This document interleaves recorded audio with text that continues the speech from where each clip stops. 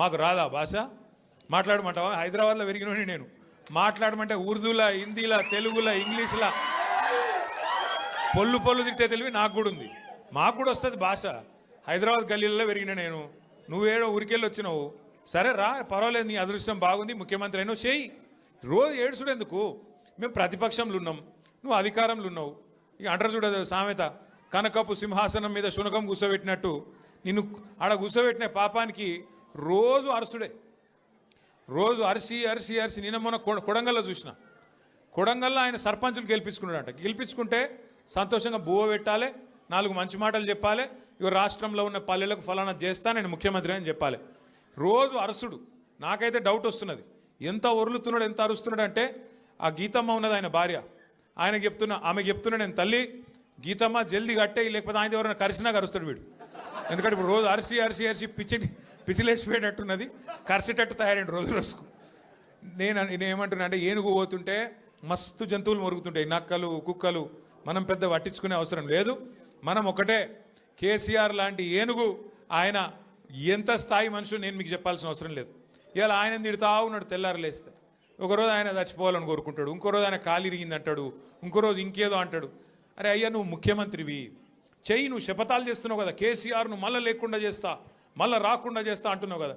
నిజంగా నీకు నిజంగానే నీకు సత్తా ఉంటే, నిజంగా నీకు అంత టాలెంట్ ఉంటే చెయ్యి శపథం. 1 కోటి మంది ఆడపిల్లలకు రేపటి నుంచే నెలకు 2,500 రూపాయలు ఇస్తాను, జనవరి 1 నుంచి శపథం చెయ్యి, నేను చూస్తా.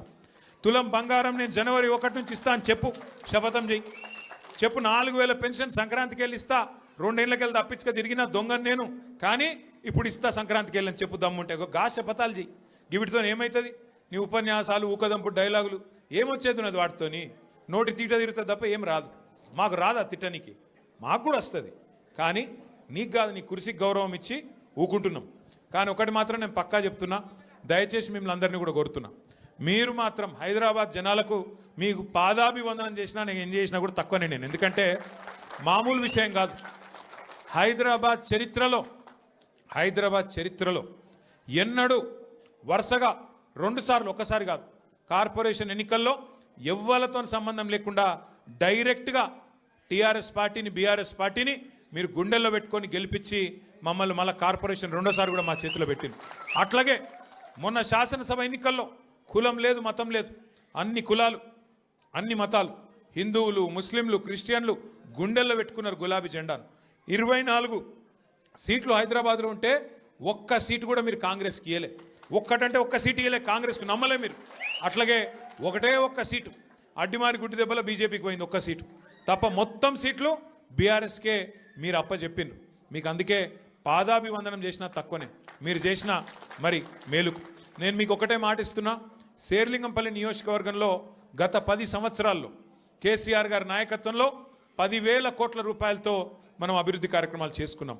ఫ్లైఓవర్లు, అండర్ పాస్లు, మంచినీళ్లు, సీసీ రోడ్లు, మోరీలు చేయగలిగితే మంచి చేసినాం.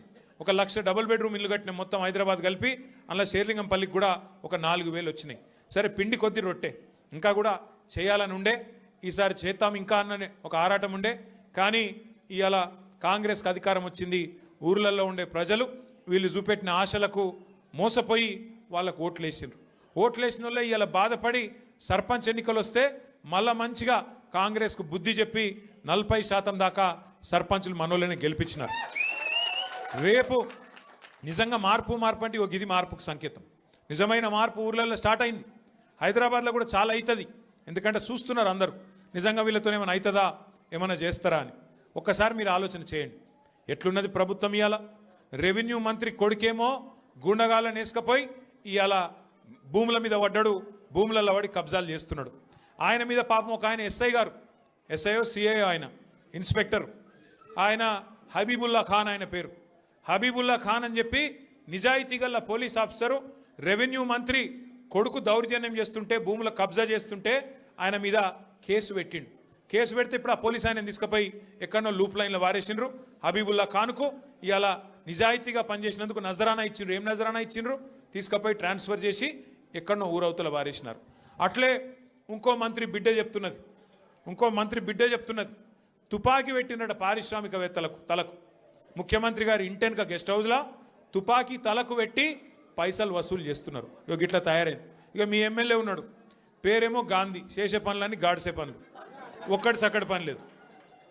11 ఎకరాలు కబ్జా పెట్టిండు కుత్బుల్లాపూర్లో, 11 ఎకరాలు కబ్జా పెట్టిండు.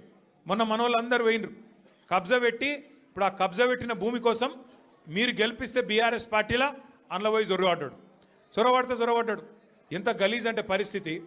వీళ్ళ పరిస్థితి ఎట్లా తయారైందంటే ఎమ్మెల్యేలది మన పార్టీలోకి వెళ్ళిపోయి ఆ పార్టీలో చేరినోళ్ళది. ఇవాళ వాళ్ళు ఏ పార్టీలో చెప్పుకోలేని పరిస్థితులు ఉన్నారు.